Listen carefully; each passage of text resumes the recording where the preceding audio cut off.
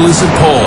Coming up on Toronto's Breaking News, CP24. Welcome back live at noon. As that man just said, the race is on. Two of the big issues, education and healthcare. Nora Loreto is from the Canadian Federation of Students dealing with education. Thanks for coming in again, Nora. First of all, what were you doing up at Queen's Park today? You were up there causing problems. Tell us about it. Oh, we had no problems. And actually, Queen's Park security loved having us on the grounds. We took over the grounds. We took over Queen's Park. We wanted to demonstrate that students are going to be coming out this election and voting for their issues and for the parties that have the best education platforms. And Did the leaders come out and see you? No, They didn't. no, Okay. they didn't.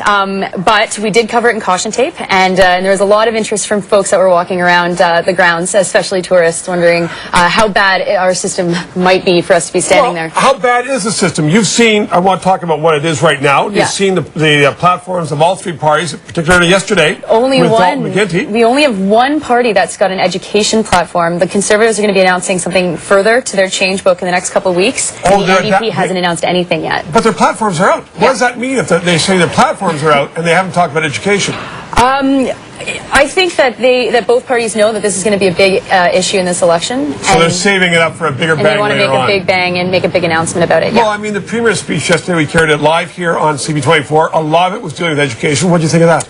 Well, I was denied access. Me and some students from the city were not allowed into the announcement. But Why not? Who stopped you? All of the Liberal staff people. They said we didn't. Are you a danger? I don't think so. Were you packing a pistol? Definitely not. But Definitely not. really, you were not allowed in? No, no. So it was too bad because we wanted to be able to hear the announcement from the Premier, but we were persistent and we stood outside and we were handed a platform eventually. Okay. Yeah. So you read it like a good student? Yes. What do you think of it? There's some good and there's some bad. The good is the tuition fee rebate that has been talked a lot about, I'm sure. It's a huge investment to try and curb the costs. The problem is that they're not actually stopping tuition fee hikes. And so tuition fees can still increase, and the government will then substitute bad policy with good policy, which is this grant. We think it's But the government can't stop the increases. If the university wants to increase it, that's that. No, they can. They regulate tuition fees directly, and then the institution operates within that framework. But you have to, I mean, they'd have to, if they stop the institution from raising fees, they'd have to compensate that. Right, exactly. And that's what we call for, is more funding, because the system definitely needs some funding. So bottom line is, they gave you some funding, but not enough. Well, it's significant funding, but we would have hoped to see a tuition fee freeze or reduction. Effectively, that could have been enough for a tuition fee reduction. And then, of course, there's a lot of talk about satellite campuses, which we are really concerned about and don't think that that's the way to go to improve quality in this province. What should happen?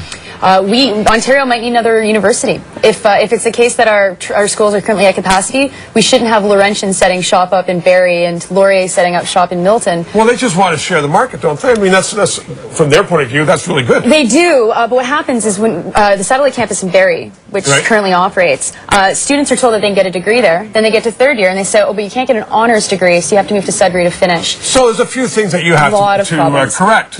Yeah, but we think it's encouraging, and we really hope the other two parties are going to meet it or exceed it in their education announcements the next couple of days. So when their announcements are out, will you come back here, and what we'll do is when you have all three of them, and you and your committee will take a look at them, and we'll just judge them. Yeah, get me a chalkboard, and I'll explain them all for your viewers. Perfect. And then you'll tell us who you should vote for?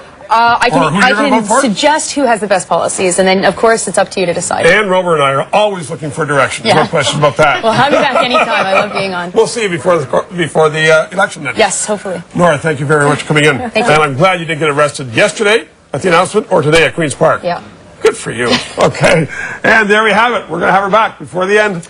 As long as she brings that chalkboard she was talking about. I know. Absolutely. She wants to be a teacher. The piece of chalk is mightier than the sword, that's for sure. Thank you both very much. It is 12:18, 14 degrees. This is Toronto's Breaking News, CP24. We've got coming up next in 90 seconds, in fact, a check on today's business news, a look at the traffic that is all around our city, some hot spots.